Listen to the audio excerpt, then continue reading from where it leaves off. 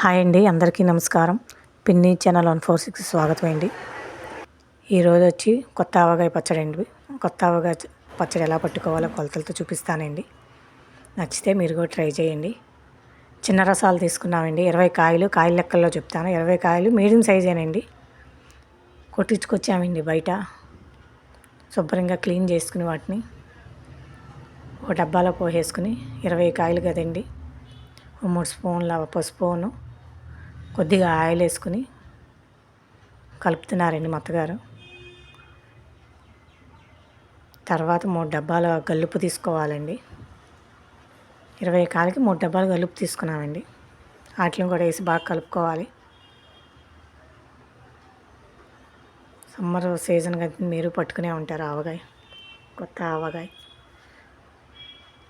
20 కాయలు కదండి, 20 కాయలకి 4 డబ్బాల కారం అండి. ఆ డబ్బా ఇంట్లోనే మేము అన్నం వండుకునే డబ్బానండి. అది సోల, అన్నం వండుకునే సోలతో కొలతలండి ఇవి. అదే బియ్యం కొలుచుకుంటాం కదండి, ఆ సోలతో కొలత చూపిస్తున్నాను. 20 కాయలకి 4 డబ్బాల కారం వేసానండి. కారం కూడా వేసి బాగా కలుపుకోవాలండి. ఆవపిండి వచ్చి ఒక డబ్బానండి. ఆవపిండి క్లిప్ మిస్ అయింది. మెంతిపిండి అర డబ్బానండి. ఆ మెంతిపిండి అర డబ్బాలో మెంతిపిండి వేసిన తర్వాత కొంచెం తీసి, వెల్లుల్లిపాయలు అయితే ఓ పావు వెల్లుల్లిపాయలు వేసి, కొంచెం మెంతిపిండి వేసి మిక్సీ పట్టేసి ఆ ముద్ద వేసేసామండి. ఓ 2 గుప్పిళ్ళు వెల్లుల్లిపాయలు వేసానండి. ఒక గుప్పుడు మెంతులు వేసుకున్నామండి. అవి కూడా వేసేసి బాగా కలుపుకోవాలి. బాగా ముక్కలు పట్టించాలి కదండి, బాగా కలుపుకోవాలి. మెంతులు ఒక గుప్పుడు వేయండి. వెల్లుల్లిపాయలు ఒక 2 గుప్పిళ్ళు వేసుకుంటే బాగుంటుంది. మేము వెల్లుల్లిపాయ తింటామని 2 గుప్పిళ్ళు వెల్లుల్లిపాయ వేసానండి. ఆల్రెడీ పావు పట్టినాయండి మిక్సీ వేసినప్పుడు.